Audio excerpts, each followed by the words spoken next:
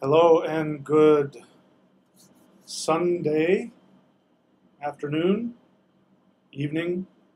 It's 5 o'clock here at my time. So today we're going to talk about a concept known as death as an advisor. If you're at all familiar with Carlos Castaneda, then you are familiar with this phrase, death as an advisor. And the way he taught it, if you ever get a chance to read his books, please do. Except for the last couple, which just gets really weird. But in those books, Carlos Castaneda's books, at some point you hear the phrase "death as an advisor." And the idea is that death sits on your left side, constantly on your left side, and if you listen, death will advise you as to what you can do. The idea is that if you think you are immortal, that people who think they are immortal do stupid things. Because they think they have all the time in the world, they avoid challenging. Basically, it comes down to this. You avoid doing challenging things. This has everything to do with what I teach when we talk about finding your soul purpose. When, in every case, in every single case, if you're listening to me and this falls under, if this is what you are doing, then you are not listening to death, who is constantly advising you as to what to do next.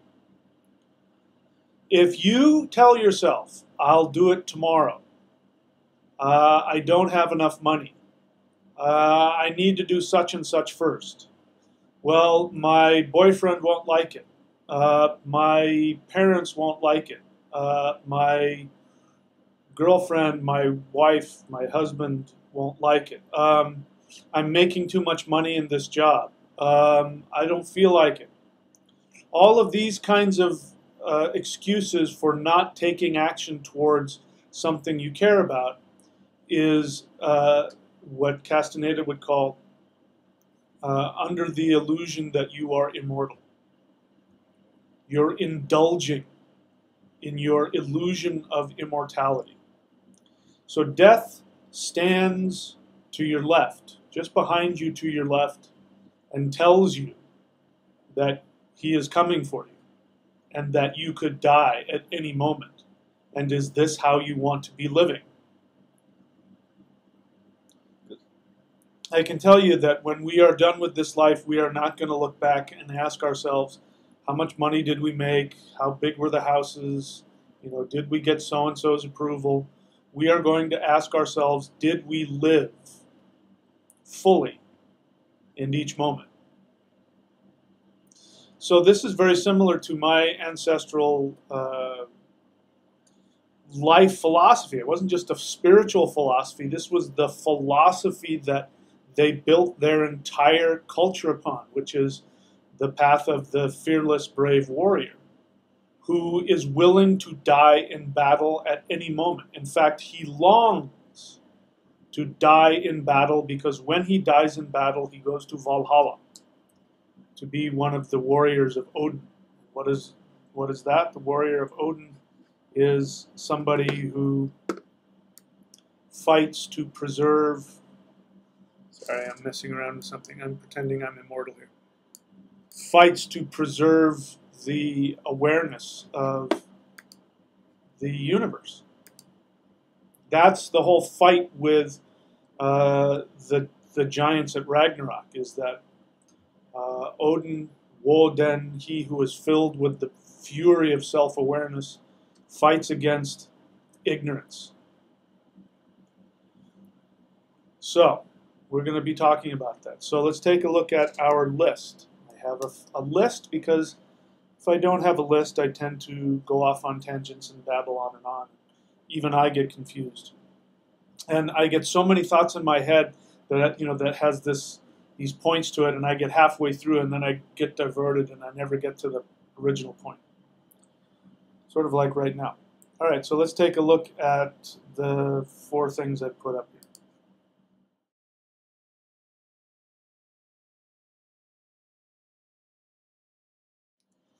So when you're immortal, you believe that your death will never get here. But death is inevitable, and at any moment you can die. There's nothing preventing you from being killed. An asteroid could fall through the ceiling. Something could mess up here electronically. I could electrocute myself. You could trip and fall head first onto a sharps, on the sidewalk, walk out in the street and get hit by a car. And of course, there are all kinds of other ways that you could die. Our ancestors were a little luckier than we are because mortality rates were much higher. You had a lot of infant mortality and child mortality. So whenever you had a child, you were really aware that child was alive, and and you appreciated it. You probably saw people die. Probably, if you're a warrior, you saw people die in battle. So you knew, you had a palpable knowledge that death could come and take you at any time. And so we're not quite as lucky because we are lucky because we have a lot better health care and nutrition. We have big, giant, block-long buildings filled with every type of food and supplement that you could possibly imagine. So there's no shortage, at least here in this country. There's no shortage of anybody going starving to death. Not really. Not like it used to be. So we have a false idea that we can evade death. Brings us to the second point, which is, let's take a look at it.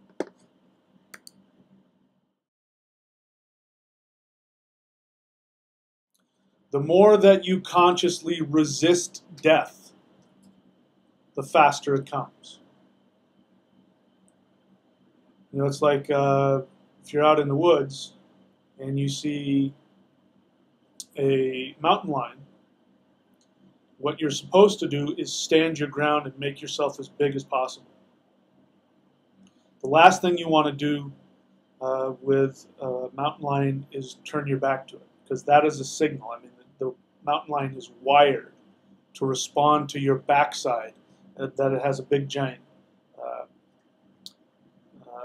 target, bullseye on your butt, and it decides, oh, you're now my prey, and it will chase after you. So it's like that. When you resist death, it squeezes tighter. If you think about an anaconda, a boa constrictor, any kind of constrictor snake, it wraps around you and it just squeezes. It's just one giant muscle, and it squeezes. And it waits for you to exhale, and then it just keeps squeezing, keep squeezing, keep squeezing. The more you struggle, you make more room for it to keep squeezing around you. It just waits. It just squeezes and squeezes and squeezes. Death is like that. The more that you resist your death, the faster it comes. A lot of people unconsciously try to resist death by eating a lot of food. They eat every possible food they can get their hands on, and they get obese. And of course, you can understand that when you get, anything too extreme can cause death. So eating because you're trying to keep yourself from starving, you may end up getting heart disease or diabetes or something else, which could bring death that much more quickly. A lot of the I don't watch TV, but I have Roku, and so there are things like Vudu, V-U-D-U, and so I'll watch things on Vudu, and the free stuff on Vudu, I have to watch these commercials. But the way the commercials work is that there will just be this one commercial that will just continuously run, And there's one for a medication for, I don't know if it's type 1 or type 2 diabetes, but it just keeps playing. Every few minutes that same ad comes on. And then you listen to the huge list of all the disclaimers. May cause pancreatitis. Well, there you go. That's a clear sign that what you're taking is healthy for you, because it's going to cause you pancreatitis. But then there's one that says, do not take, and it's called, I won't even mention it because who knows that I might get in trouble. Don't take medicine X if you are allergic to medicine X. And blah, blah, blah, if you have blah, blah, blah, death has happened.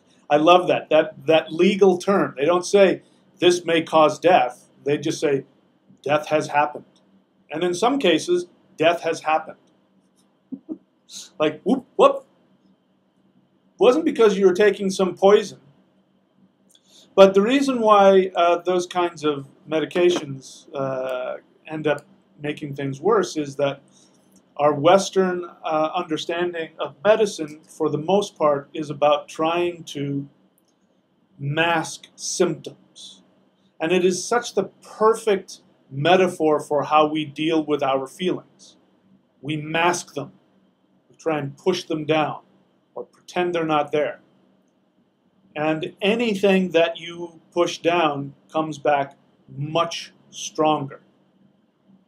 Who are the people who are most guilty?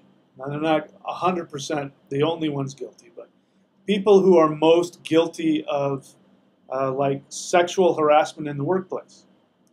Very conservative thinking people, religious people, people who live under this religious cloud and guilt for their sexual feelings. I don't know if you remember, I'm starting to get to that place where, I will talk about somebody from the 80s, and if I'm talking to somebody who's 20 or 25, they look at me, they don't know who I'm talking about. I'm getting that old now. What was that preacher's name? Where he was crying. Some of you are going to know what I'm talking about. I have sinned against you. Because he got caught with a prostitute. And this was the same guy who would rail, who would get up in front of, it's Jimmy Swaggart. That was his name. Jimmy Swaggart. And he would get up in front of thousands and thousands of people, and he had TV shows, and millions of people all over the world watch this guy. And he would rail on the sexual this and that and lust and, the TV shows promoting sex. And then this guy gets caught, not just with, like he didn't get like a high-priced escort, which he could have done, He got some, coke whore off the street and took her to a cheap motel, and he got caught. Those are the kind of people that when you shove stuff down like that, you deny your own feelings about things, it comes out. It comes out in ways you can't control. Death is like that.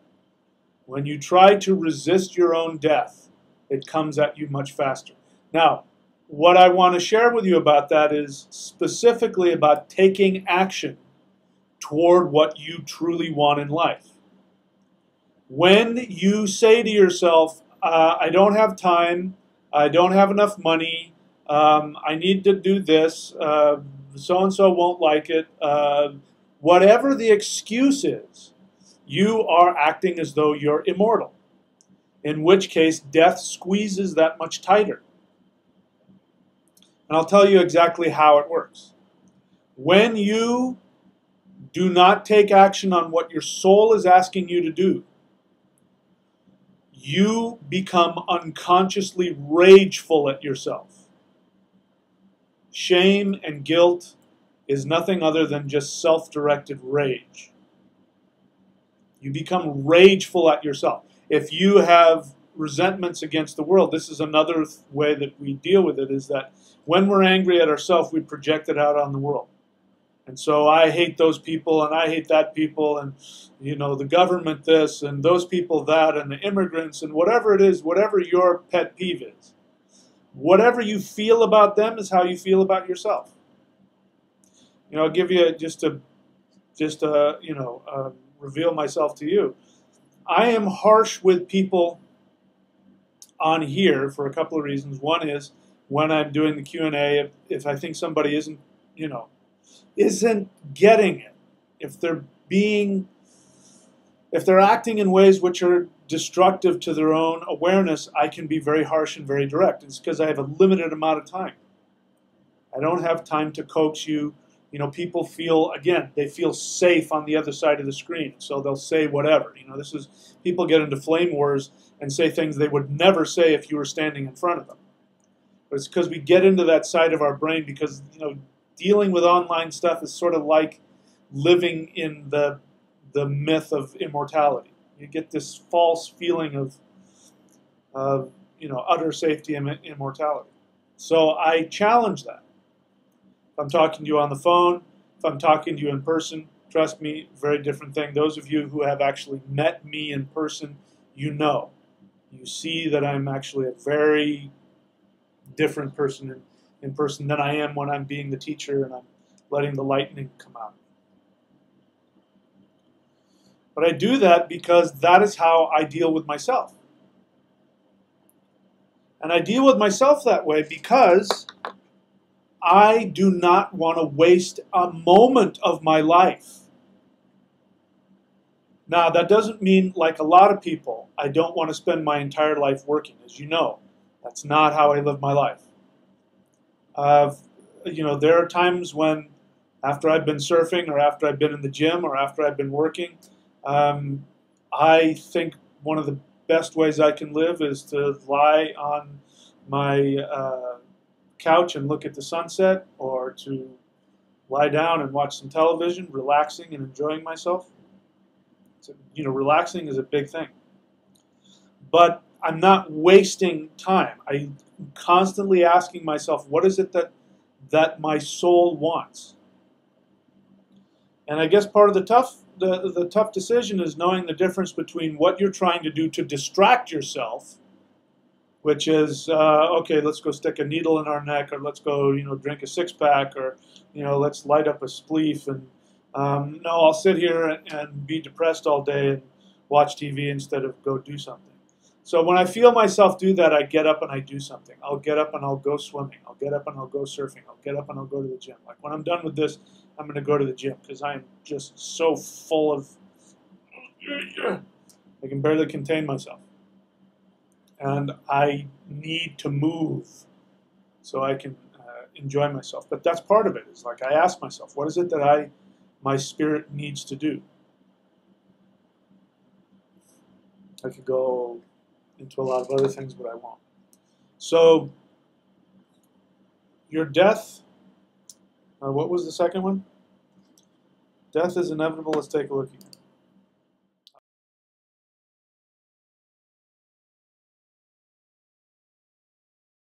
So, yeah, second one is the more that you resist death, the faster it comes. Ways that people resist death are some of the ways I mentioned.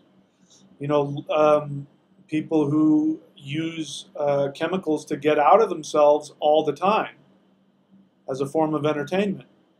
They're doing it to avoid uncomfortable feelings. They're trying to resist their own death. And of course, those chemicals, as we talked about, alcohol, drugs, what they do is they mess with the energy body. They blow holes in your energy body. That's why, by the way, why people, when they're going through DTs, detoxing, or whether they're ODing, that's why they hallucinate.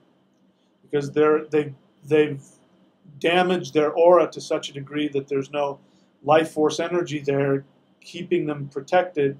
And so, yeah, all kinds of negative entities and forces come into your aura and come into your space, as well as your own unconscious mind. The lid on your own unconscious mind comes up and all of your garbage comes out. This is what happens when you resist death. You can't resist it. Death is your best friend. And we could go so far as to say that death is your only real friend. Death will never leave you. Life will leave you. Death will never leave you. Death waits, and death is very patient. So that brings us to number 3, which is the way, if there was one way to avoid death, it is to 100% live fearlessly. When you live fearlessly, and by fearlessly I mean making choices, no matter how frightening they are, making choices towards what it is that truly gives you happiness and joy. Sounds strange. Well, how can something that gives me joy frighten me so much? Well, trust me, it does. That's the whole idea. That's the whole growth. People ask, well, why does the soul need to grow if it's infinite? Well, it needs to learn how to continue to experience itself, and so it creates this limitation that we call earthly life, so that it will be forced to have the limitations on it, the pressure of the limitations to force it to make choices. And when you make fearless choices, when you choose your greatest joy over the destructive relationship you're in, when you choose your greatest joy over the 6 figures that you're getting in the job that you can't stand that's killing you, when you choose your greatest joy over what your parents want, or what you think society wants for you, when you do that and you go through that, it's a self-initiated death. When you do that, death itself must stand back and watch. That's the only time that you're free. So we got to be clear again on what death is. If we could say that death is more than physical death. Death is the forces of the underworld. And the one way that you can avoid the underworld, the gravity of the underworld that is constantly pulling you down into it, if you want to avoid that, you live fearlessly for your soul. At that point, the underworld and death cannot touch you. You know, when you hear those stories about people who've had near-death experiences, and you find this in, many traditions. You find it like in Tibetan Buddhism. Tibetan Book of the Dead explains this. And it's brilliant. You should read it. But you should read it not as what happens after you die. That's ridiculous. I mean, if you're waiting for after you die, you're wasting your time. Because once that's happened, you're going to have to... Anyway, don't waste your time waiting until you're dead to follow what this book says. But it says at one point that you will come into a great light right after death. That great light is you. If you have the fearlessness, and this is again goes contrary to this nonsense about avoid the beings of light, stay away. That is an absolute guaranteed way to get reincarnated. Avoiding the light is the fastest way to become reincarnated. This is how fear works. But when you die and you go through that tunnel and you see that being of light and you think it's God, if you're a Christian, you'll see it as Jesus. I heard somebody who had a near-death experience, a documented near-death experience where they died and they measured their brain dead.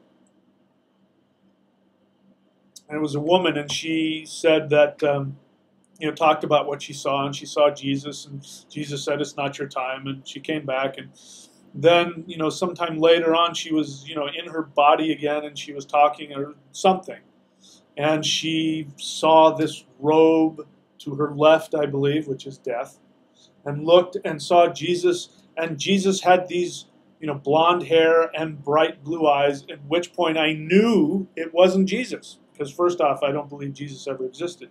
But certainly 2,000 years ago, if a man of Hebrew origin, an indigenous Hebrew person 2,000 years ago would definitely not have blonde hair and blue eyes. Period. End of story.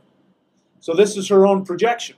So I'm not saying that she didn't see something, and I'm not saying that she didn't see whatever she saw at death. It was her own projection. That shows that she wasn't ready for eternal enlightenment. She still, what was being reflected back to her, is what was coming out of her unconscious. So she had a strong emotional, unconscious attachment to the idea of Jesus and being saved and all that other stuff. So when she died and she saw her true self, it reflected itself as Jesus. But if you are able to just see it as this light and there's nothing else attached to it, and if you acknowledge and surrender to that being, that's when you never have to come back. It's the only time. And every person who dies, it doesn't matter who you are, every person who dies has that opportunity. But the laws of physics are the laws of physics, which means whatever you bring with you, whatever unresolved issues you have in your unconscious, when you die, that's what you're going to see. You're going to see God, you're going to see, whoever. And that person is going to say, no, it's time for you to go back, and you will go back. Because you weren't ready to see yourself 100% as you truly are, which is nothing other than the infinite being of light of the universe. I don't know how we got off of that. But if you act fearlessly, death must stand back and watch. So if you want to be immortal, the way to do that is to continuously act from your truest self, regardless of how frightening it is. Being willing to die for your highest self is guaranteed that death can't touch you. All right, so what's the last one? That's 3, right? I think I put 4 up there.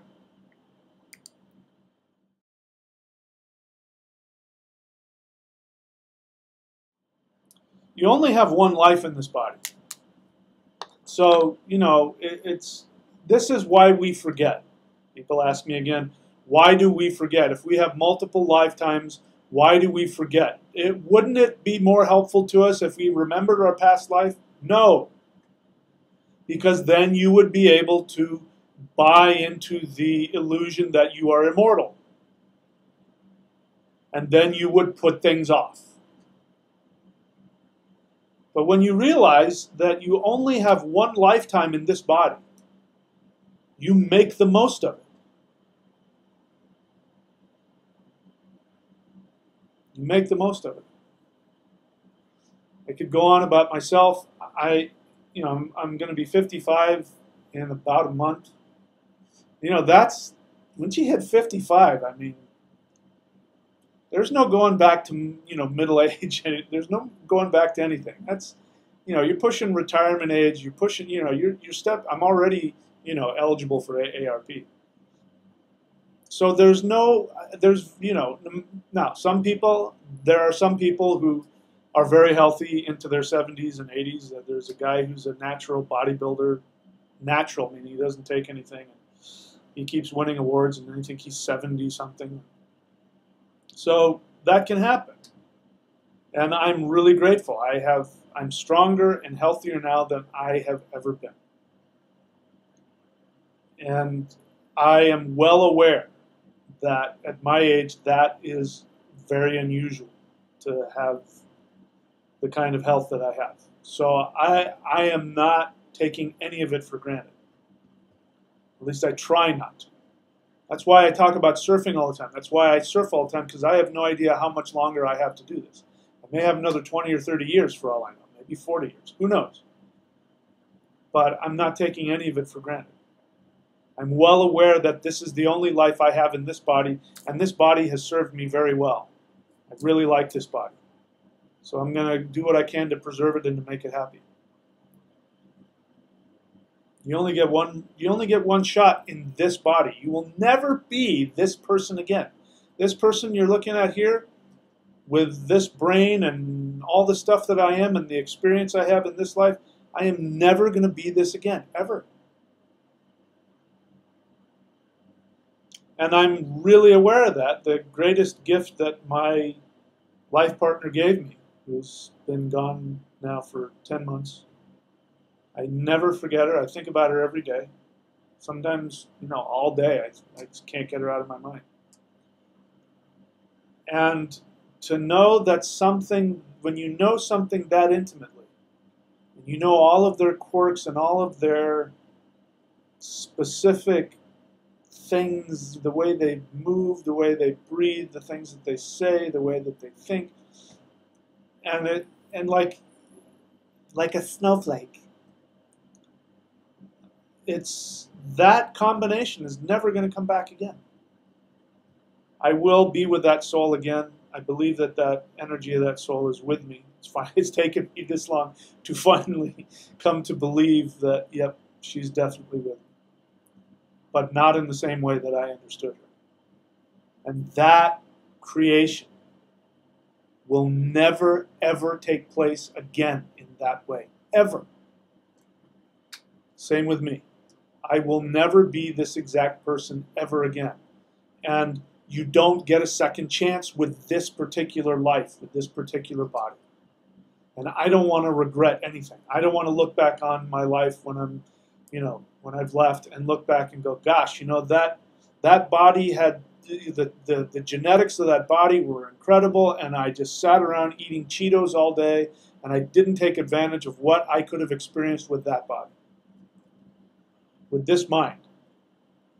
I've come up with a very specific spiritual understanding and practice that I believe will last long after I'm gone, but that was a fearful choice I had to make, to follow that and to listen to all of that, and to go through the shamanic initiation that came upon me and make the decision to share this with the world. It was a very frightening thing. I could very easily have talked myself out of it, and I'd probably still be in Idaho, seriously out of shape and on medication and on pain pills and whatever else. That's what happens when you avoid it. You avoid it. Go. Okay, so I'm ready to take any kind of questions. Before I do that, I will take a short break. If you are new to the channel, welcome.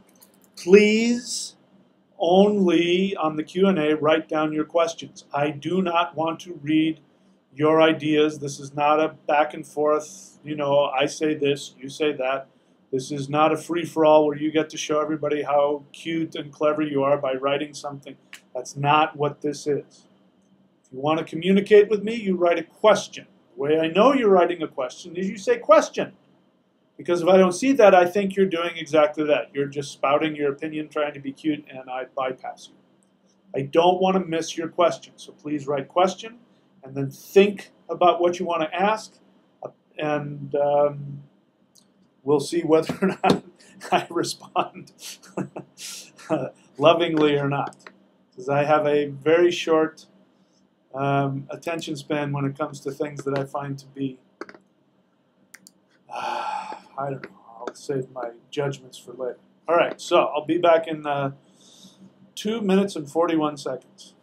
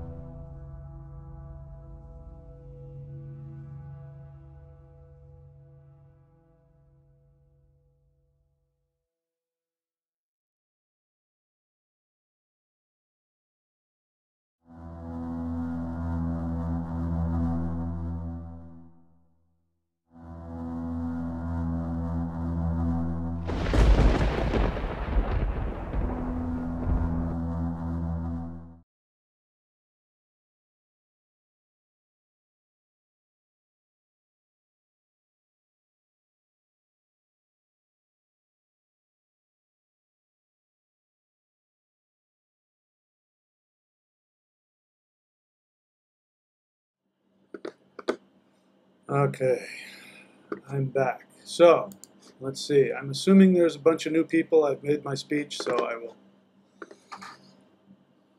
will avoid getting on people's case for right now. Emerson's Coffee Bike. Thank you. She gives me $2. Thank you. By the way, the best way to support this work is to go up here to thunderwizard.com, subscribe at the $25 level. You get access to, I don't even know how many videos now, private videos teaching you step by step from the very beginning.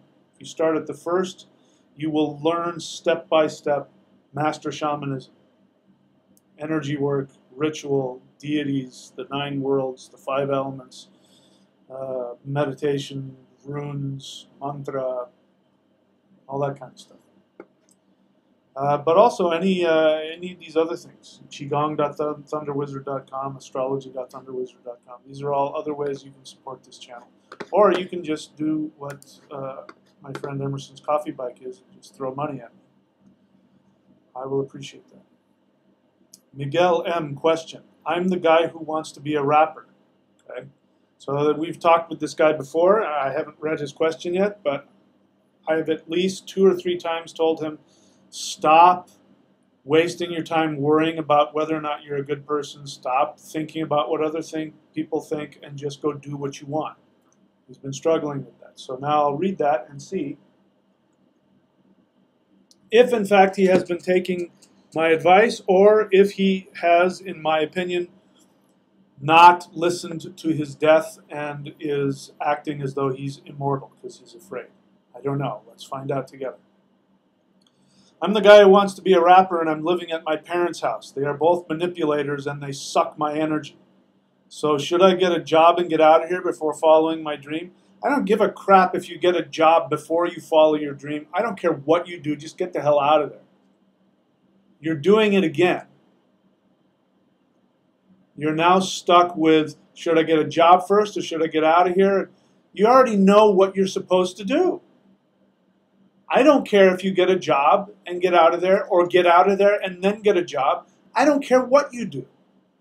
You're staying at home because you don't, and I'm not judging you. I'm just giving you the harsh truth because I don't have time to help you, get in there and dig out your unconscious issues.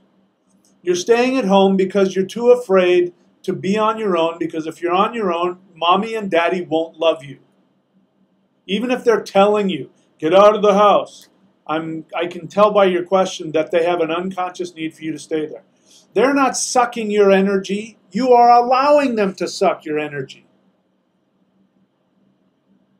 Don't blame them. You're the one that's doing it because you're afraid, because you want them to love you. We all go through it. But don't bullshit me. You're not a victim. Everything in your life is your choice. They're manipulators. Okay, so what do you want me to do about that?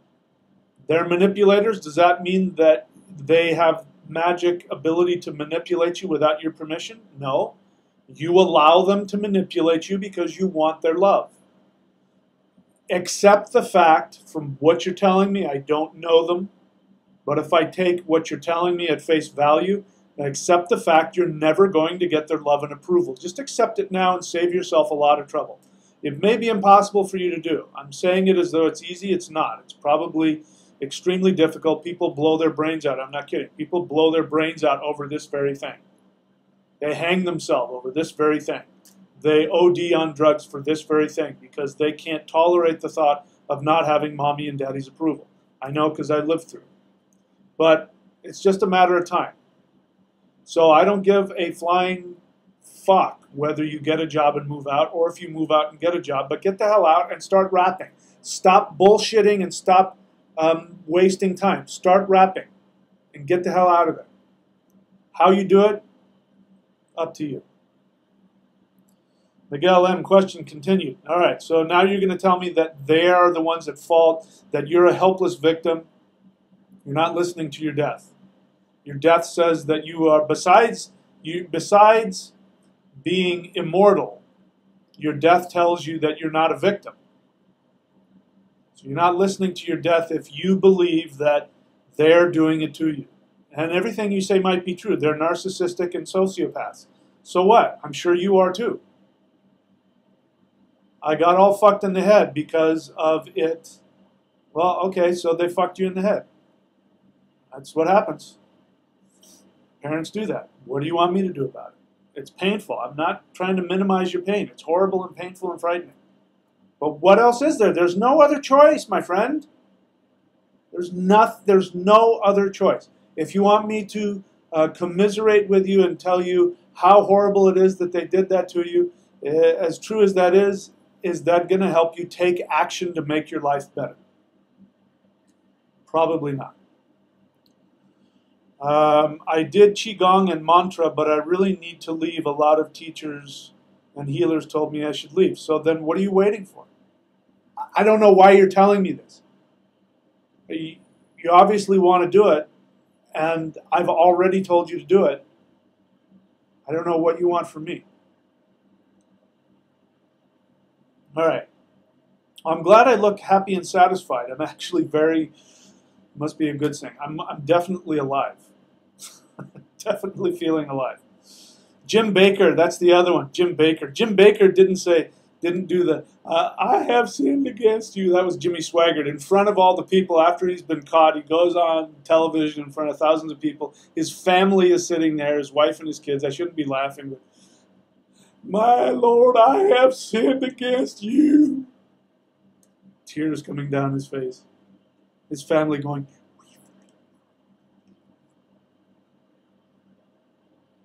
Jim Baker, on the other hand, I don't know what he did. He did something very similar. I think he did more. He stole. He was like stealing money or something like that. He ended up going to jail for it. And when they caught him, I shouldn't be laughing, and they caught him, he was trying to hide under a cushion of the couch, and he was like crying and saying, God, please help me. I didn't do anything wrong. And they were dragging him out of the house. As he's, going crazy. And he did time, and he's back doing his thing. Anyway. All right, let's see here. Again, please avoid the talking back and forth, because then I have to scroll through that. I prefer to just see the questions. So black shirt. I don't recognize you. You look new. Please, again, avoid giving your commentary. I don't care. That's not what we're here. This is my show. It's about my answering your questions. That's what this Q&A is. Jedi Black Knight. Question. Where did we go? What does activating the light body actually mean? It's just a clickbait title I threw up so that people would go and get the Qigong. Okay? I don't have a deep meaning about what the... Look, I know you're practicing Qigong. Just practice it. Who cares? Who cares? It reminds me of my my African drum teacher, master percussionist. Like the way this guy could splice timing and stuff. I mean, just the mastery he had of sound and percussion and rhythm. And he's coming here and he's teaching. He's from Nigeria and he's teaching Westerners who have been taught, the numbers and you do this and the different things. And so somebody says, is that in 6/8 or 4/4 time? And he goes, I don't know. It sounds like this. Who cares about the light body? That's just the clickbait title. Don't worry yourself about it. Just practice it. But yes, it does do this. Celestial Qigong will activate the light body. Now, if you want to go look it up, there are other people that are really into that word. It still does that. Jedi Black Knight question in Celestial Qigong. Qigong.thunderwizard.com. Energy work. Qigong means energy work. It's the most powerful energy work that it is. In my experience, if you practice it, especially this one, you will change your cell structure, your DNA, and you will change your body and it will evolve into something else. As well as propel you spiritually, intellectually, emotionally.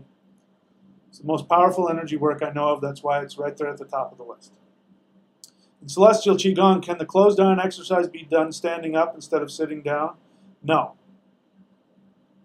Jedi Black Knight, you ask a lot of questions. You're always looking for ways to change what I give you.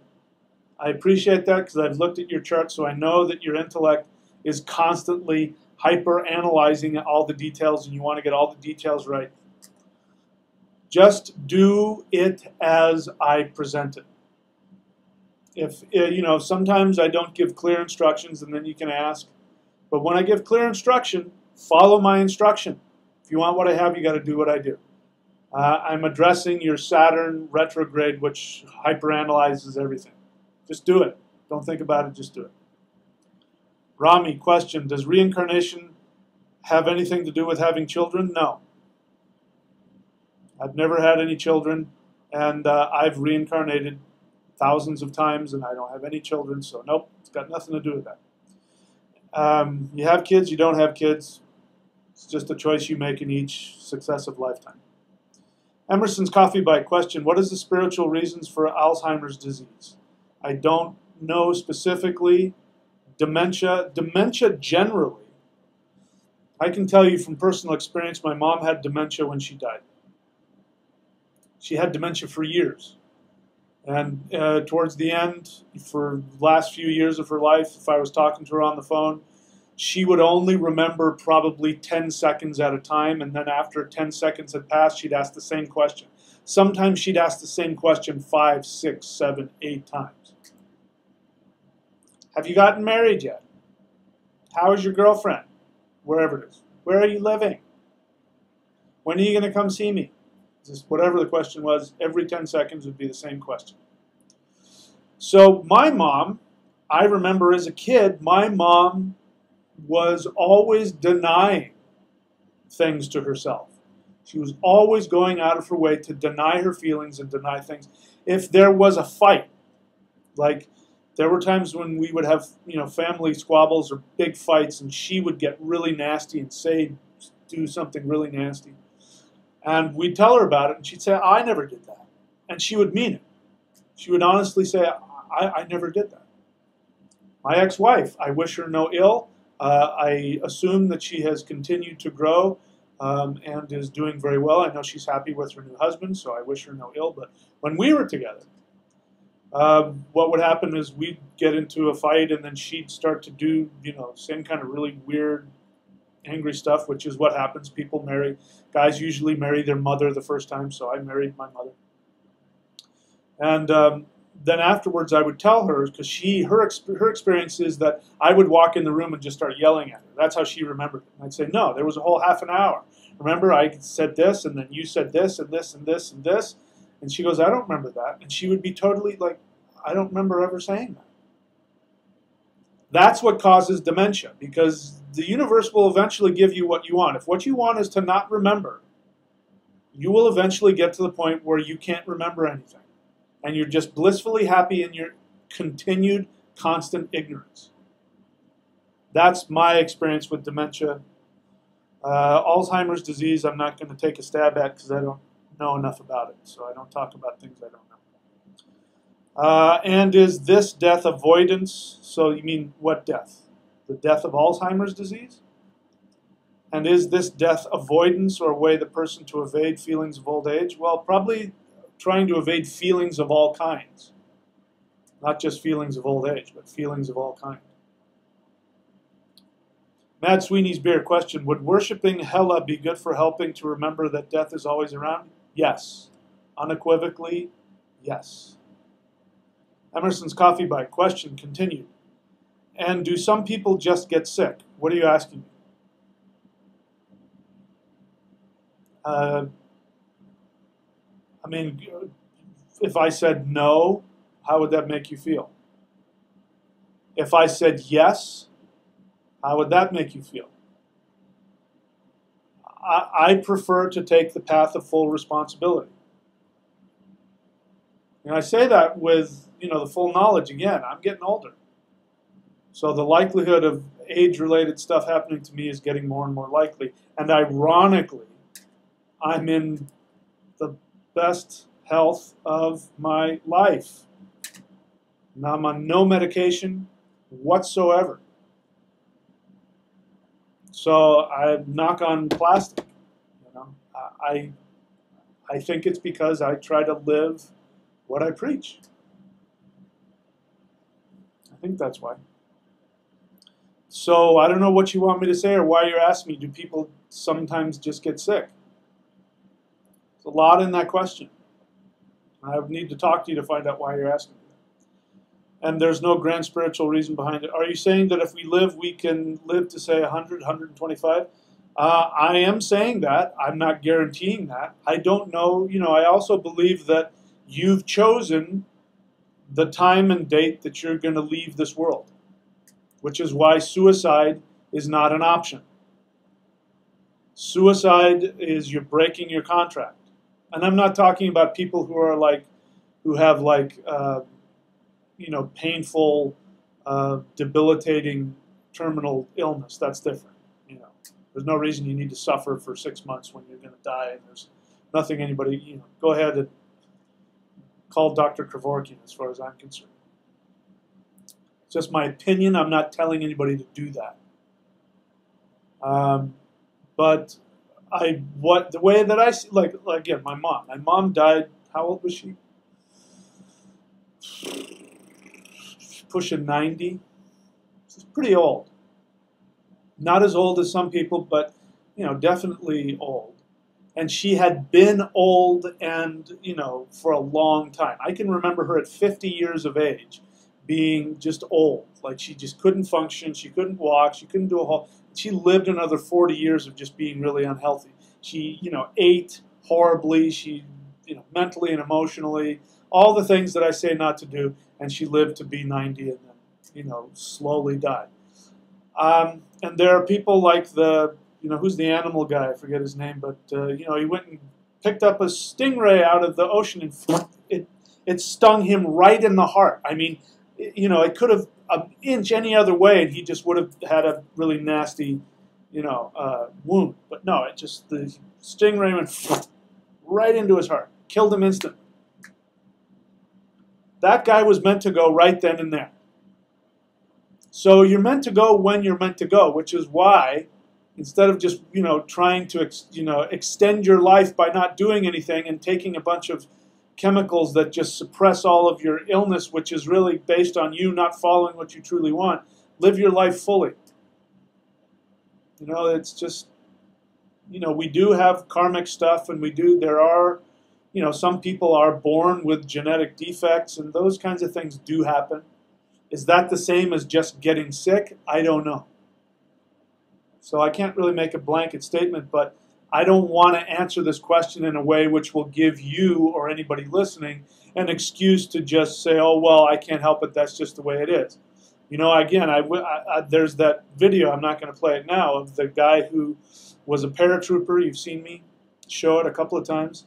Paratrooper who couldn't walk, and you see him in the beginning, and he's super overweight, and he's on crutches, and he can't walk, and he can't stand, and he wants to get better. He's determined to get better. He goes to doctors, and they say, you'll never, the damage is too bad.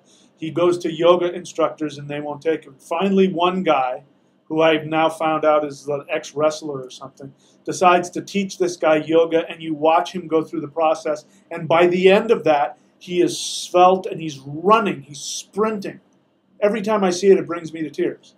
Because he exemplifies exactly what I'm talking about. He's not going to waste any time, and he's going to, whatever the hell it takes, whatever it's going to take to get him what he wants, he's going to go do it, and he's not going to let anybody stop him. So live your life like that, and who cares about the rest?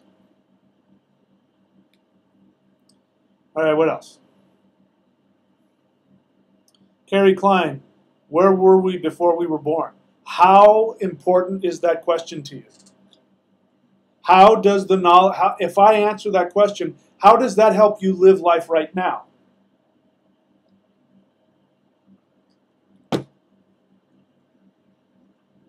You can probably guess what I might say, but who cares? You know, I say this to people who claim to be, you know, star children, star whatever. You know, and they want to talk about I'm from such and such, the Pleiades or whatever. It's like, so what? Wherever you were from was where you were from. You're in a human body, which means right now you're from planet Earth. So focus here and now, because again, as I've said in the one of the previous videos, and then you see it now, it's in the, every time I play the intro, the planet Earth is the most powerful nexus point in the entire universe. And this is where all of the power is. This is where every being wants to be. Every being, if they haven't already been human, wants to be human. They want to be in that nexus of power, and so did you. Wherever you were looking at the human race and at planet Earth, and you said, I want to be in that power nexus. And I know it's going to be difficult. I know I'm going to forget. I know that's part of it. And I know it'll be challenging, but man, I want to be in that powerful nexus of energy. So who cares where you came from? This is where you are now. Live here and now is my answer to you. Chris Arseniega question, is there such a thing as the Merkaba? Yes, but again, I don't talk about other teachings. Don't ask me about other teachings and other teachers. If you want to learn about the Merkaba, go Google it. Talk to somebody who knows about it. Ask me about what I teach. Miguel M. question. And if I see that getting a job isn't a way to get out of my house, how do you know that? Why are you making all these assumptions? Look, you're afraid. Stop bullshitting me and everybody else trying to make excuses for staying at home and why you can't do. Just take some kind of an action. Here's how it works. I'm going to tell you this one last time. So you only have a choice to take action on it. Here's how it works. Ask yourself what it is that gives you the greatest joy. You already know. You want to be a rapper. Second, go do it. If that means leaving your house with no money and figuring out what to do after you've left, then that's what you're supposed to do. Once you take action based on your soul desire, fearless action, knowing, ready to die for what it is you want to do. When you take action like that, the universe gives you everything that you need. If what you need is a job, you will find a job. If what you need is a place to stay, somebody will give you their couch. Stop fucking around. Go do it. Or don't. But that's it, my friend. I will not answer any more questions. Those are your choices. You can stay at home or you can leave. Pick one and do it. And everything else will be whatever it's going to be. But I want to ask that girl out. But what if she says no? But what if just go ask her out and then deal with it afterwards? It's going to be scary and it's going to be sloppy and she might say no. She might say yes. Just go do it. Stop. You're only hurting yourself by this. I understand it. I've been there. So it's not that I don't understand. I'm telling you what I wish somebody had told me. Okay? But that's really all it is. You got two choices. You can stay at home and keep dicking yourself around in your head, or you can just go take fearless action and be scared out of your mind and not know where you're going or what you're doing. And the universe will help you. The only choices you have. Sorry.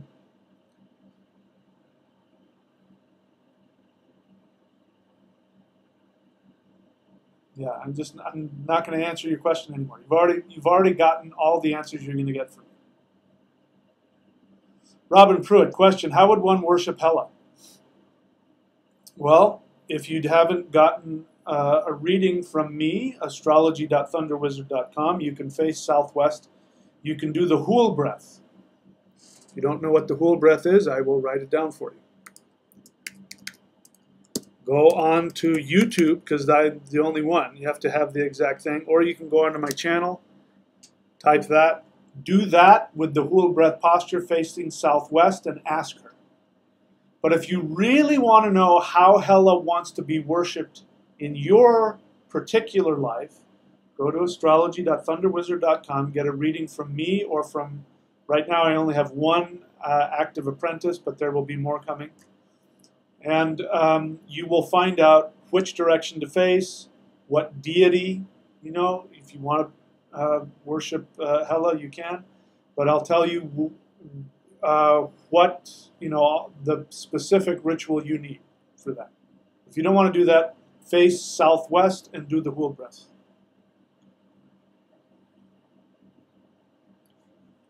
Steve Irwin, yeah, that was the guy. Steve Irwin was the guy, if you watch him, he's kind of annoying sometimes, but he's just so happy and he just loves what he does. And, man, I look at that guy's life and, he clearly, if there was a guy who died in battle and went to Valhalla, it was Steve Irwin.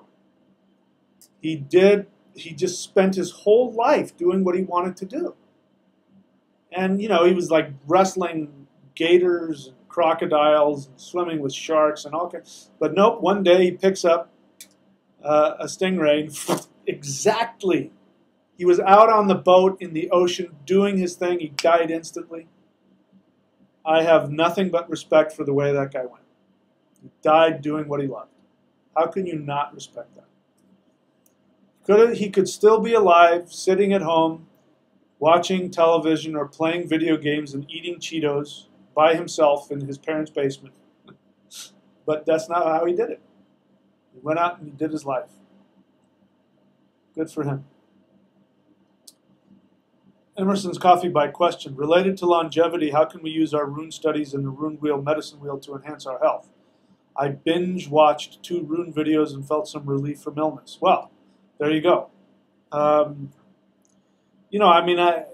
People ask these kinds of questions because they want me to give them a specific magic pill to fix it. But the truth is that the only magic pill is what I'm saying. You've got to face the truth within yourself and act on it.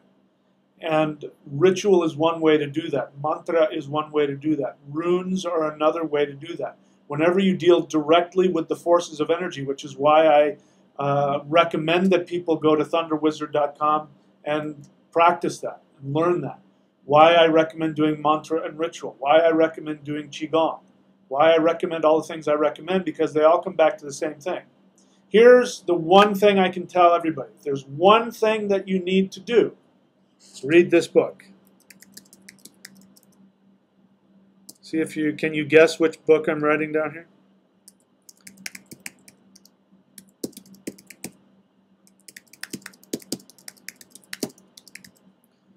Secret Shamanic Commandment to a Perfect Life. Go to michaelwilliamdenny.com and you'll find it there. Read that book and do what's in that book. Because here's how it works. When you go after your what gives you the greatest joy, and you face your biggest fears, because you can't have one without the other. The difference between going after your greatest joy and being distracted, going to Vegas, getting drunk, and getting 10 hookers is distraction. It might be fun, it might not, but maybe you'll have some diversion, but that's not your greatest joy. There's no fear attached to that. That's like you are going to pay a price for doing that, but at the moment you're not feeling the price. The next day or when you get home a week later and you have to tell your wife and you're sick to your stomach and then you're paying the price. When you go after your true soul desire, you will pay the price immediately. And that price will be you will have to face your deepest fears. And then you will have to take action. There will come a point for many of you where you will feel this inspiration. You will be hit with this inspiration that, oh my God, this is what I'm supposed to do, and I can rule the world. And you'll think, yes, I'm going to go do this, and I'm going to make this happen. And then you wake up the next day, and all of a sudden that inspiration is gone. You are scared to death. You don't have the money. Like, what's his name here? Miguel M. He can't leave the house unless he has money, and so he is going to continue to create situations where he doesn't have money, so he has to stay home. Unless he just says, fuck it, I'm just going to go do what I want, and I don't care if it kills me. I don't care if I don't have the money, I'm just going to go do it. At which point he will have to face his deepest fear, which is not being without money or being a failure. It's not having mommy and daddy's love and approval. And I'm not making fun of it, it's just the truth. It's the thing we want most. All of us want The most thing we want is to be loved and approved of. It's the deepest, strongest desire that we have. Drive, I should say. It's the strongest drive that we have. When you go after what your true soul desire is, you will run into your deepest fear, whatever it is, and you will have to make a choice between either taking action regardless of how you feel, or knuckling under and staying home and waiting until you win the lottery or find that job. So the same thing is true. You know, you're asking me, how can we use this to just do it? Just study it, experience it. You already know the answer. Your experience is telling you the answer. You binged watched 2 rune videos of mine, and you felt some relief from illness, which means that some conflict inside of you, which is a conflict about this very thing, on an unconscious level, you felt empowered and it shifted and it balanced it within you. Now you will have extra energy to go take action. That's the next step. Once you feel better now write down what your next action is and go do it. That's how you take advantage of the shift. It's always changing. It's a dynamic balance. There is no salvation. There is no enlightenment. A fixed state of enlightenment does not exist. There is only inspiration and action.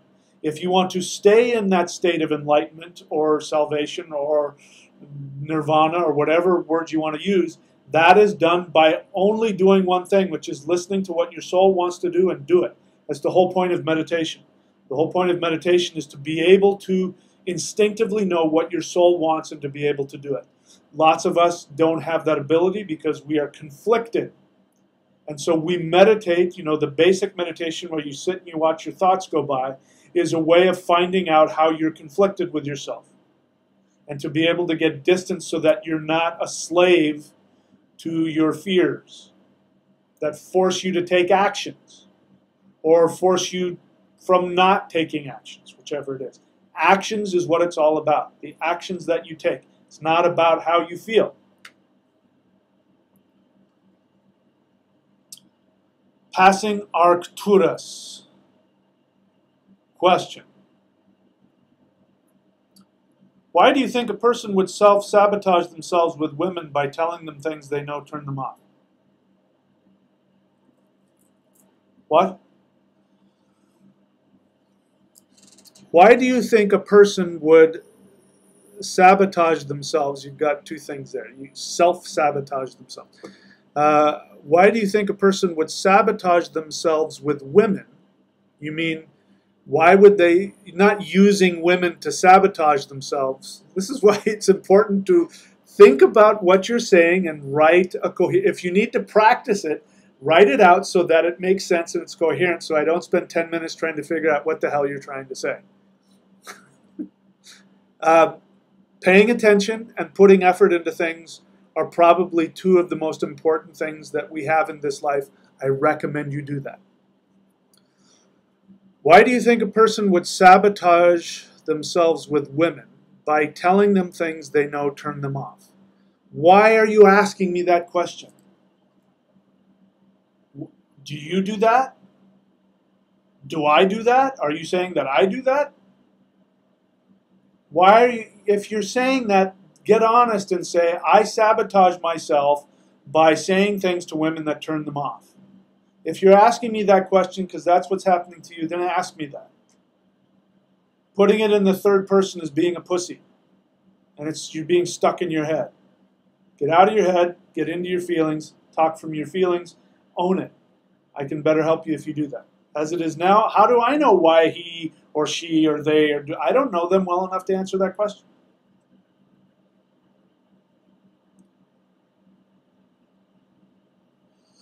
Christy Williams, question. I was listening to the 817 recording on runes. When you called for numbers for the reading, I guessed 423. Does that mean the reading would qualify as my reading as well? Yep. If you actually guessed that without knowing what it was, then it was for you as well. So please enjoy. Take that for yourself. Passing Arcturus, question, follow-up. I just made a sacrifice on oath to Freya, and Gaia basically broke up with me shamanically. Again, learn how to write a sentence. I don't know what you're saying. I just made a sacrifice on oath to Freya, period. Freya and Gaia, period. Basically broke up with me. Who broke up with you shamanically? Please put the time and effort into writing a question I can understand. Why would that happen? Can you tell me a little about Freya? I don't know. I need to talk to you. I have no idea if that's what happened or if you're imagining that. I don't have nearly enough information. If you want to have a private session with me, go here, career.thunderwizard.com. You know, everybody's an individual. There's no easy way out. There's no magic fixes for everybody. Okay? Put the time and effort into it. It's worth it. Sometimes you have to pay money to find out what the hell's going on. An easy way to worship Freya is to face the southeast and chant Freya. Chant Ing. There you go. Pharmacon 84 question. So I am getting that death is just a happening to promote progress where we are falling short of progressing on our own. Pharmacon 84. That sounds very intellectualized to me. You've now taken all of the power out of it. I'm not going to say you're wrong, but you know, our ancestors were animists. If you don't know what that is, those of you listening, I'm sure Pharmacon does because it has a fancy name. Go look this up. Animist, animism. So death is not just, death is not only. Death is death. Call him, call her Hela, if you want. Call him Mahakala, the great death. Call her Kali. Call him Saturn. Call him or her by whatever names you want. Death is a person. Death has consciousness and awareness. Death is not just a this or a that. Once you do that, you're stuck in your head. Why is that a big deal? You have your intellect, and you have your mind, and you have your spirit. Your spirit is your soul. Your soul does not intellectualize anything. It operates 100% from energetic connection to the life force of the universe. Your mind reflects the spirit. Your mind looks at things objectively and experiences emotions. That's why I keep telling people to ask questions from their feelings, not from their head. The intellect is a device that we use primarily to interface with our external environment. The intellect means intellect comes from the Latin intellegere, which means, no, I didn't say that. Which means to pick apart from among. The word to read in Latin is leggere. Spanish, leer. It means to pick apart. When you read, you are looking at symbols and you are picking apart, especially Latin because it didn't have any spaces. You were picking apart the symbols that made up words and then you were putting them back together in your head and creating language. That is what the intellect does. It picks things apart. It also minimizes things and reduces things to dualist things, dualist concepts, so that we can better understand them, so that we can take action on them. If we didn't have our intellect, we wouldn't be able to drive on the road because we wouldn't have any idea what to do, and there's all these cars going, but when you understand, I stay in this lane here, and then I turn my blinker on, and the red means go, and the red means stop, and the green means go, then we follow the rules. Our intellect is running the show. It keeps everybody in their line, but without it, we would just be crashing into each other. So the intellect has a very useful function to survive, and that's it.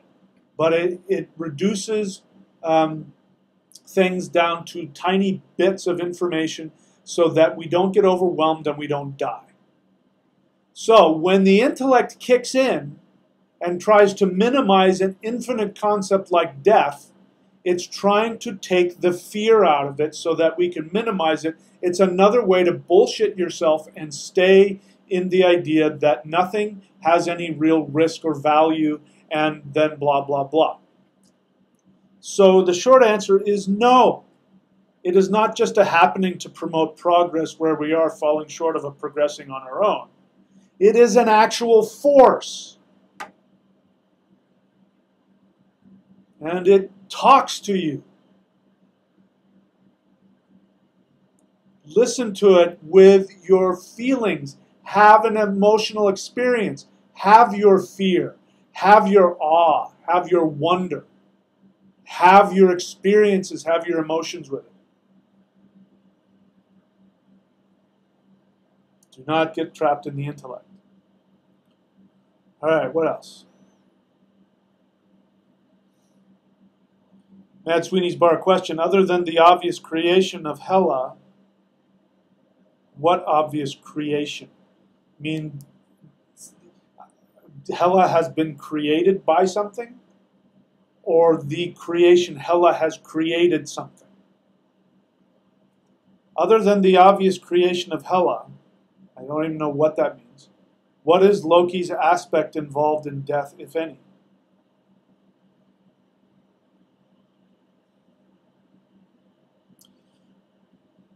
Why are you asking me that?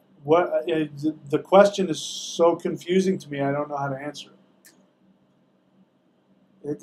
It would be more helpful if you asked me from your emotional perspective what you want to ask. How does that information help you to know what Loki's involvement with death is? Meditate on that, you guys. Meditate on why you want to ask questions. Ask questions connected to you. I'm afraid of dying, and Loki scares me. I don't know what it is. I'm just making stuff up. That kind of stuff I can help you with. This, I don't know what you're asking. Again, it's very intellectualized. Chris Arcienega, question, what does this dream mean? An Asian man showed me his, oh my God. An Asian man showed me his huge balls, then he turned into a Loki-like creature with the big black horns. He handed me a staff. What do you think it means? I don't know you well enough to answer that question.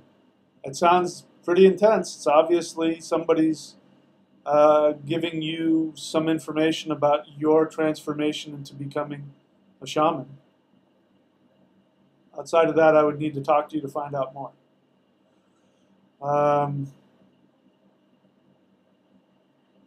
Self-passing Arcturus is explaining himself. Self-sabotage attempts at relationships with women. Yes. So why would you do that? I don't know. I would need to talk to you to find out. First question is, what are you afraid of? Maybe you've got mommy issues. Obviously, you're afraid of intimacy, and so you're unconsciously destroying your connection to women so that you won't have to go through the fear of being intimate. Love is the most frightening thing in my experience, because when you truly are loved by somebody, you have to face all of your pain. Marriage, when I used to do marriages, I wouldn't say, you know, your job is to be there for your partner or your job is to love them. I would say that you're doing this not because you want that person to be there and love you. If you're making this vow because you want them to be there for you, you're making a big mistake. You're asking for trouble. If you are taking this vow and you want to be successful in your marriage, then your vow is that you are saying to the other person that I know that by uniting yourself with me, that you will have to face yourself on your deepest level. And I am going to stand with you without judgment and hold your hand as you learn to face and know yourself. That's what truly being loved is, and that is obviously what you're afraid of. What other minor things are going on, whatever weird phobias that your mom put into you, I don't know. I'd have to talk to you to find out. But generally speaking, that's why. So without more information, that's the best I can do for you. Let's see what else. Brad Nelson, question. I saw death in meditation. That's an assumption. Maybe you did, maybe you didn't. You saw something that you thought was death. Maybe it was death. I don't know. I am not ready to buy into your assumption just yet. Let's see. It appeared on my left side, like you said. Then I projected down dark tunnels. I got scared and stopped meditation. Any idea what it was wanting me to? What it was wanting me? No. Why are you asking me? Ask death. Let death tell you. I don't know. Continue with that meditation. I would be very interested to hear what death wants to tell you. But I am not, I mean, I'm pretty gosh darn full of myself. I mean, how many spiritual teachers sit there and, you know, make their muscle and talk about how big their muscles are? No, I'm pretty damn full of myself, as one of my students pointed out to me recently. And I'm very proud of that fact. But I'm not so full of myself that I can tell you what death wants to show you. If I get to that point, I'm either pretty full of myself or I've achieved, I won't be on this planet for much longer if that's the case. Passing Arcturus question, why is it that in my experience when I cast chaos magic I get what I want, but in a twisted way that shows me my karmic flaws, almost parodying my desire with unintended consequences? Why do you think? I mean, it sounds like you kind of have the answer to that. You know, I'm not a huge fan of chaos magic. I like a lot of the assumptions behind it, which is that we create our own reality. I love that. I love all the stuff connected with that. However, as I understand chaos magic, which is a lot of the modern rune experts, I won't mention names, but you probably know who I'm talking about, who have come from Western magic, believe that the runes are arbitrary and that you load them with your intention. And that is just not true. The runes have their own power, and you need to empty yourself to experience them and learn from them. They don't need your help. Chaos magic operates, as I understand it, operates from the assumption that everything is arbitrary. It's almost like being a spiritual atheist. Nothing really exists, and everything is arbitrary except what I choose. And so chaos magic itself, when you're operating from that, then you're going to get random effects because you don't believe in anything eternal. You believe in a spiritual realm, and you believe that there's energy and it can be manipulated. You have a kind of a scientific view of spirituality, which is cool, and I appreciate that. You haven't determined whether or not what you're intending is what your soul wants. So let's say you've decided that what you want is to intend to have, maybe this tells you where my head is at. You want to have 6 supermodels, you know, living with you as your sex slaves, and so you're going to manifest that, and you're going to do chaos magic that may not be what your soul wants. So maybe you're able to manifest some of that, and then you end up learning all kinds of weird lessons about how you're avoiding yourself and how this isn't really going to bring you happiness, and what you really want is to be deeply in love and blah, blah, blah, blah, blah. So that's why if what you're saying is true, is that you're arbitrarily trying to force something onto the universe that isn't necessarily what you want, and so you're getting the results of that. I think it's just that simple. It's just a lot easier to forget all this chaos magic stuff and black magic and all that. It's just a lot easier to forget all that. Start from the assumption that the greatest magic is your own soul and your soul desire, and you should only be worrying about your soul desire. And trying to get past all of the mental and emotional and unconscious illusions that are trying to divert you from that, and get to what it is you truly want and go manifest that and deal with the fear and the pain. So maybe you should stop doing chaos magic and start doing thunder wizard stuff.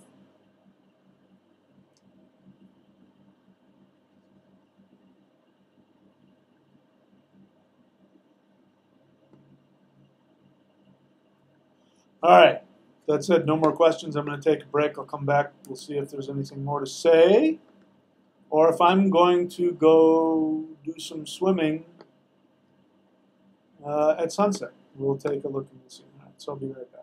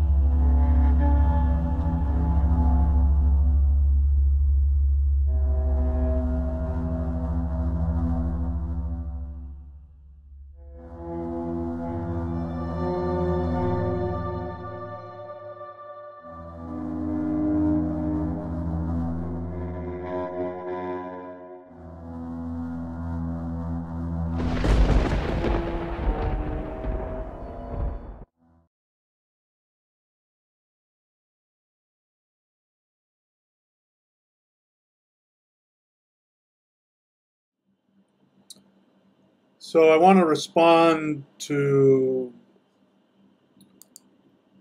an opinion somebody volunteered. Again, this is another reason why, just, the trend seems to be that I'm getting more and more ruthless and direct in my responses to your questions. So when people spout their opinion, and they just like write a sentence or a paragraph of what they think, this, that, or the other thing, if I find it to be wrong, I'm going to point it out. So it's in your best interest to avoid that kind of stuff. Somebody said, as I was reading the questions, I bypassed it, but somebody said something that sounds very familiar and very clever. It sounds kind of deep and poetic. They said, death is a stalker.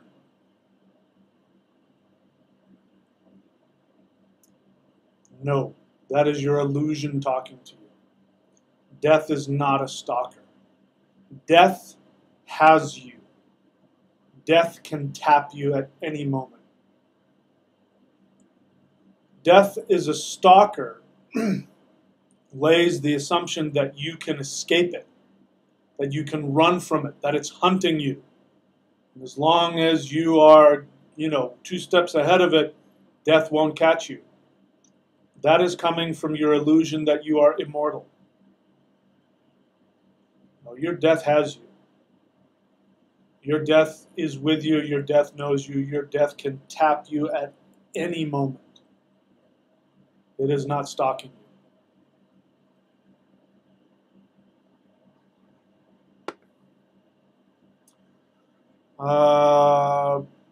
Passing Arcturus question, would you say maybe I should never cast chaos magic again? I don't see the point of it. Like I said, everything starts with an assumption, right? Again, everything starts with an assumption. If you have an incorrect or incomplete assumption, which creates your foundation, every conclusion, discovery, belief built on top of that will at best be incomplete, if not outright wrong.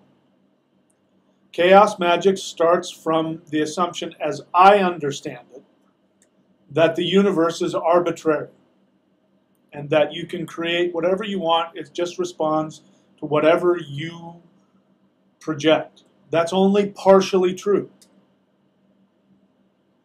But the assumption I'm coming from, which has served me very well, is that the universe is not arbitrary, that you have a programmed soul desire within you that is a contract between you and the universe. And when you follow that contract, you will achieve success, you will achieve fulfillment, you will achieve enlightenment, you will achieve prosperity, whatever that means to you. And to the extent that you are deluded and diverted away from that and you act out of, apart from your own integrity, you will then create misery, sadness, imbalance, chaos, to use the same word. That has served me very well. So you're asking me maybe you should never cast chaos magic again? I mean, if I'm right, and only you can determine that through your experience, if I'm right, then chaos magic is built on, at the very least, an incomplete assumption, which means you are going to have, as you've already pointed out earlier, you are going to have varying results. So why continue? Why not just do what I'm telling you to do? I mean, you don't have to. I don't need you to. But from my perspective, that's why I don't do it. Because why would I drive around, chaos magic versus following your soul desire is like trying to drive an 18-wheeler on a slalom course. Following your soul desire is like being on an electric motorcycle. You just, without any sound, you just zoom in and out of those with the big giant. Have you ever like seen those? You're going to be knocking over things. It's just, it takes far too much effort. It's too much work. And there's way too much ego involved.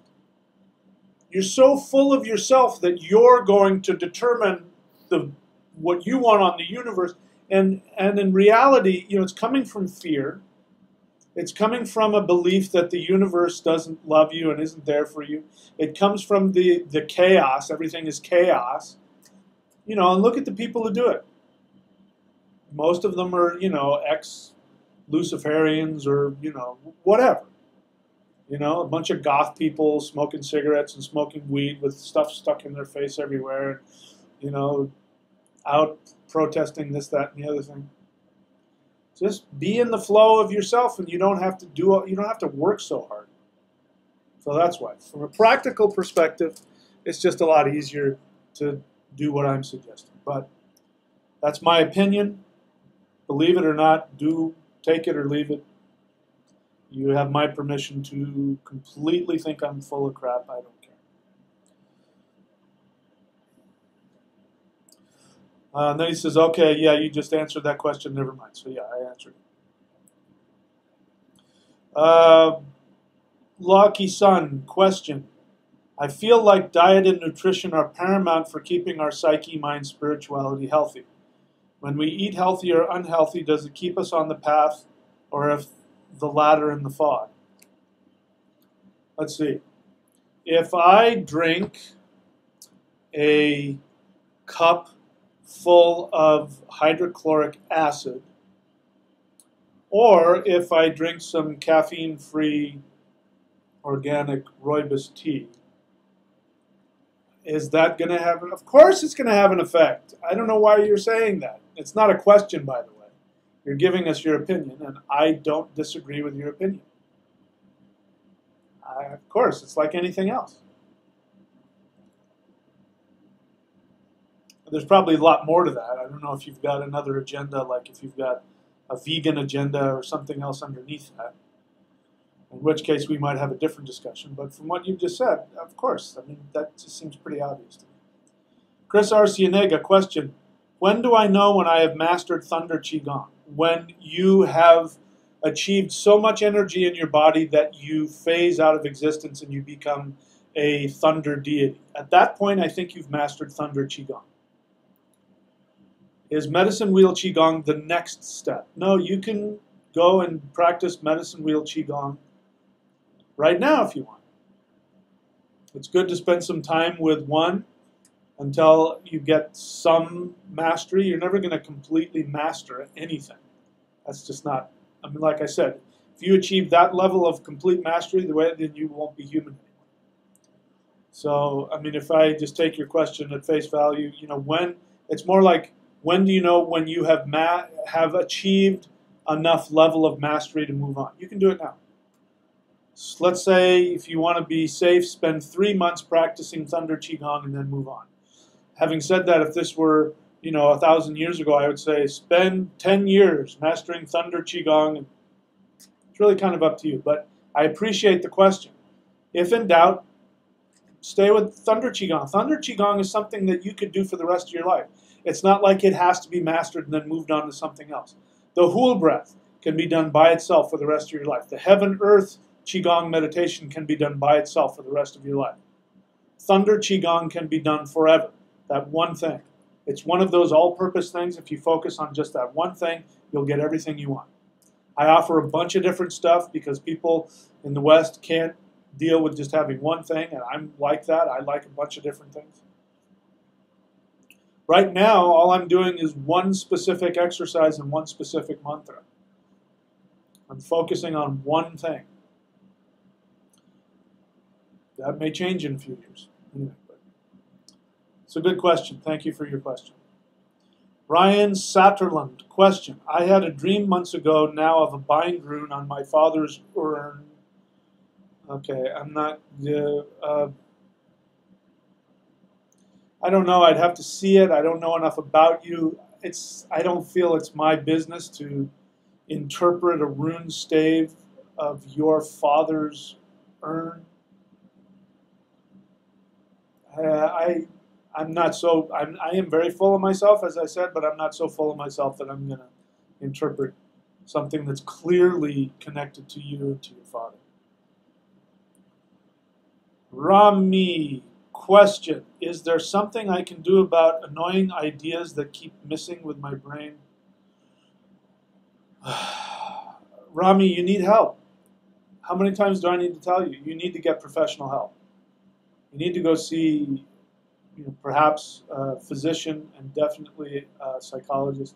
You're asking me questions. I mean, do you really honestly think that there's something I can tell you here and now that's going to fix that? You need help. Please go get help. Get professional help. I go get professional help. I go to dentists. I go to doctors. I go to therapists. I go to spiritual teachers. I get help myself, and I'm a master teacher. Go get some help. Okay, so what is this here? Bill C. Bill C has given me $5. Thank you, Bill, for supporting the work. I appreciate that. Thank you very much.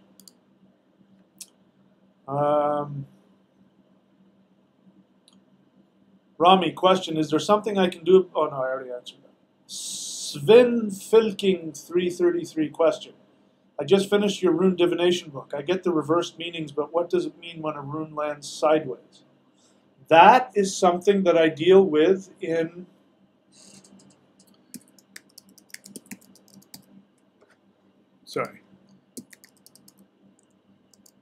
certification.thunderwizard.com. Depending on where it is, if it's sideways this way, no, that's the other way. If it's going clockwise, then it means that it's going from upright state and it's beginning to reverse itself. You're watching it in time as it's moving. If it's going, if it's pointing to my left, to your left, then if we're going clockwise, then it's moving its way from being reversed back and it's balancing itself. Like, do I have runes? Here, I've got some runes. So here we have, what is this? Fehu. Okay, I can't see if I can see myself. So here we have Fehu, and if Fehu is this way, it means that, is that right? If it's this way, it means that it's going from being completely upside down and it's making its way right side up. Okay? You're watching as the energy, this is, energy is constantly in motion. It's never static. So even when we look at runes and they're right side up or upside down, they're usually in some kind of a, they're in some kind of a progression. So we're just seeing a snapshot of where the energy is and what it's doing right now.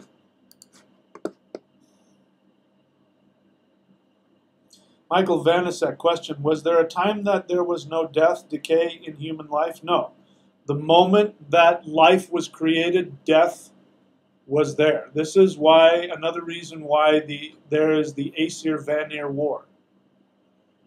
If you know the myth in the beginning of the universe, the Aesir, the celestial deities, declared war on the terrestrial deities, and the walls around the fortress of the celestial deities was broken and ruptured.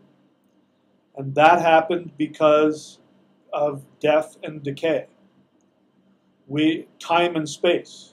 The Vanir are the gods of experience. They are the elder gods, not because they came first, but because they live in time and space.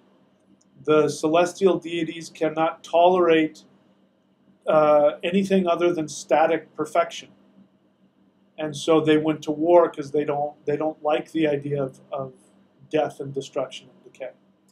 So the moment that there was life, there was death. You can't have one without the other. You can't have dark without light, light without dark. Once you have one, you have the other. Like before there was light, there wasn't darkness. There was just nothing. Darkness is the lack of light. Once you have life, you have death.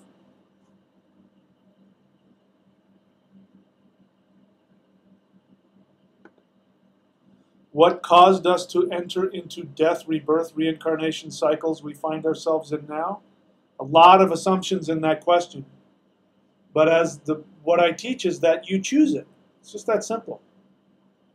When you have a life, to the degree that you live in alignment with your soul desire, when you are done with that life, the desires that are left over drive you into another life. You choose to come back because you have unfulfilled desires. Desire is it. You're not forced into it. Nothing makes you do it. You choose to do it because a desire needs to be fulfilled. Once you fulfill all your desires, you won't reincarnate. Emersons Coffee by question. What is your opinion on psychic readings for celebrities? I don't know. I don't know that I have an opinion on psychic readings about anything right now. I mean, most psychics are, in my experience, most psychics are faking it or deluding themselves or operating on their projections. Having said that, there are some people who have psychic powers. But they will never be used in such a way where they can be manipulated for personal glory or gain. That doesn't mean you can't go and pay somebody to give you a reading. It just means that they will be only focused on what you need and what will be helpful for you. They won't need to go on television and talk to your dead grandfather. That will never happen. Spirits don't work like that. I don't know. Again, I don't know why you're asking me. Did you have an experience? Did you see something about celebrities, or I don't know. You say you liked my Donald Trump reading. Well, that's not a psychic reading. That's an astrological reading. So that's different. I'm not taking a psychic reading on him. I'm just looking at his chart, and his chart doesn't tell me necessarily what is definitely going to happen. It says this is where the energies want to go, and this is where he will be pushed and prodded, and his weaknesses versus his strengths. He can choose to do whatever he wants to do. We always have 100% complete control over what we do, but we all have, we have genetic predispositions for certain things. You know, he's astrologically predisposed towards something. It takes a tremendous amount of consciousness to overcome the challenges of our astrological influences. Cosmo Joe question, where are the dwarves located in relation to the body? They're in the navel center, the lower self. Sounds like in the aura or below the chakra, below the feet. Well, I mean, I'm not going to say you're right or wrong. Maybe you're right. My experience is that they are in the subconscious mind, which is in the navel center. The unconscious and the subconscious are neighbors in the navel center. It's my opinion. Do with it what you want. You might be right, but that's my opinion. And again, being Cosmo Joe, you might be overthinking it. You might be trying to intellectualize it, and it's easy to get trapped in all kinds of minutia. But having said that, you might be right. Okay. So Christians LV, welcome. The way that this works is you ask a question. I am not a jukebox. Tell something about Odin. I'm not a jukebox. I don't do that. So if you have a question, I'll answer it. Other than that, feel free to talk about Odin to yourself if you like. 3 7's Divine Michael. Okay, all right. So again, I don't need I thought that was a question. I don't need anybody to. I don't need a chorus. I don't need. I don't need the peanut gallery, and I don't need a cheering section. I only want to see your questions. Okay. That's it. All right. I'm not seeing any more questions. I am probably going to eat something and go take a swim. It's like Hawaii here. Southern California, August, whatever it is, 18th or 19th. And it's just so warm here by the beach. It feels like Hawaii. The water is so warm. And we have this, I don't know if it's an international volleyball tournament going on down here on the beach, but it's very exciting. So I'm going to go and eat something, and I'm going to go swim in the ocean, and then I'm going to come back, and who knows what I'm going to do later after that. So that's it for me, my friends. That's all. I think I've done all the plugging for myself I'm going to do today. So I look forward to seeing you guys later. Have a wonderful Sunday. And until then, anytime you're afraid, by the way, like anytime you're afraid to take action, stop and realize that your death is standing right next to you with his finger ready to just tap you. And know that he can tap you at any moment and take your life away. So don't wait around to take action on what you want. Because at some point, death will tap you. And as we've seen, like with Steve Irwin, he may tap you when you least expect it. So get as much out of this life as you can.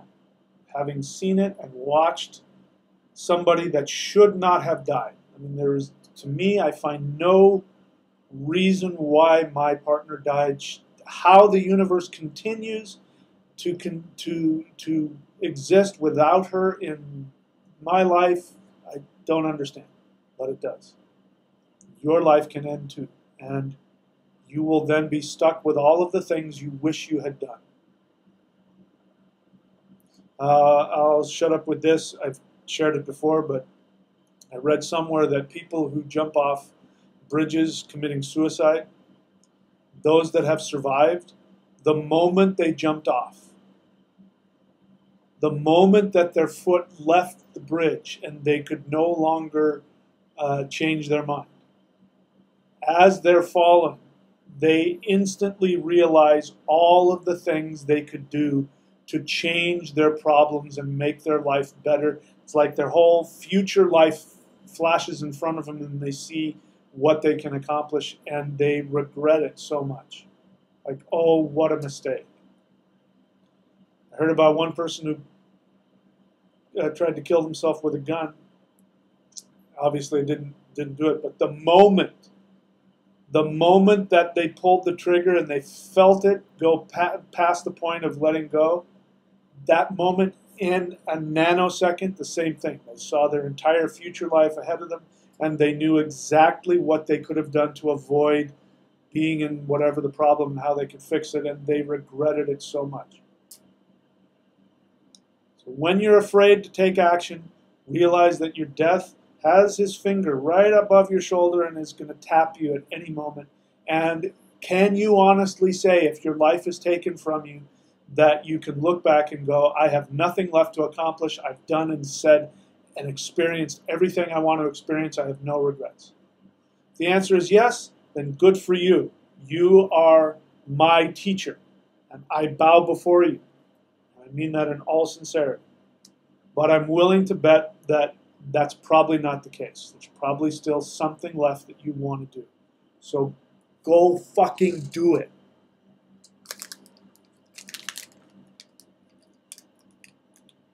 I love you. Bye.